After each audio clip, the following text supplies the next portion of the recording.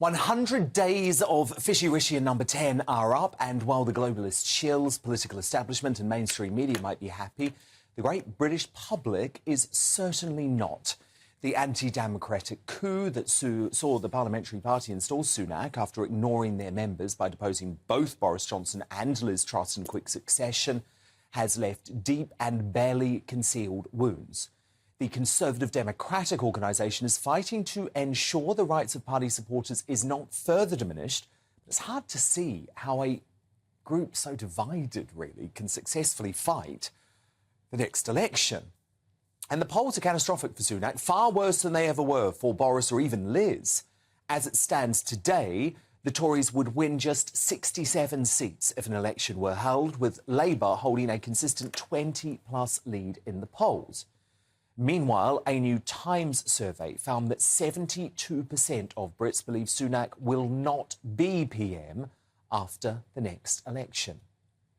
So why all of a sudden is there not the constant clamour for a leadership change by the MSM, who made challenges to both Boris and Liz a self-fulfilling prophecy with their constant hysterical coverage?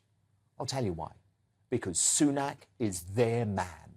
Their man who can hold the fort without doing anything required to fundamentally reform the UK until Slippery Starmer is installed as PM and moves us ever closer to the EU.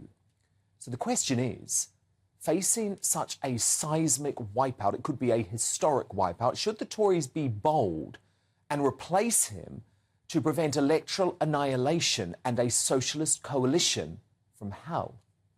Well, I'm going to be honest with you tonight. I think the answer is increasingly becoming absolutely they must.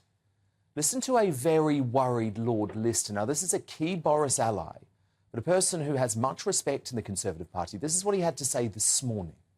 Reported in several papers that the path to victory is a very narrow one.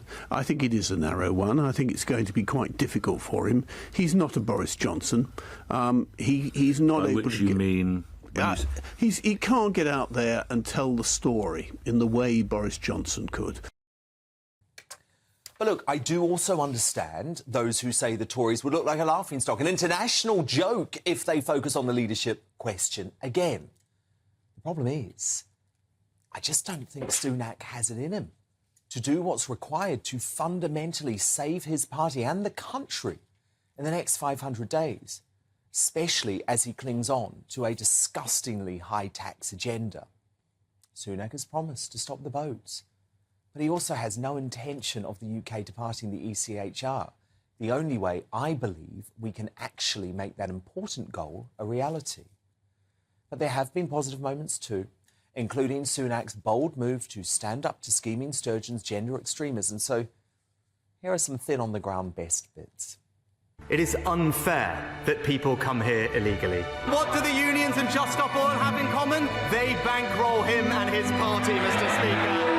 This is about supporting aspiration, Mr. Speaker, and that's what this government is proud to do. If he can't be trusted to stand up for the women in his party, he can't be trusted to stand up for Britain. This is simply about protecting UK-wide legislation, about ensuring the safety of women and children. This is not about the devolution settlement. Good moments, but I have to say they have been a bit outweighed by the negatives. Work day in, day out to deliver for the British people.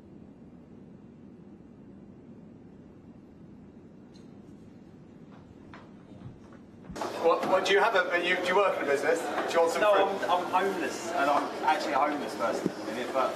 Mr. Speaker, I obviously regret appointing someone who has had to resign in these circumstances. You were filmed earlier without a seatbelt on, Prime Minister, in your car. Would you address that for us? It was no longer appropriate for Nadhim Zahawi to continue in government, and that's why he's no longer there. Overall, though, I can't help to feel but the Tories are just leaving Sunak in post to lose the next election respectively. That is completely unacceptable. The party's MPs need to wake up, and wake up fast, to the danger of leaving the country in the hands of a nightmare Labour, SNP, Lib Dem, Green coalition from hell for 5 years.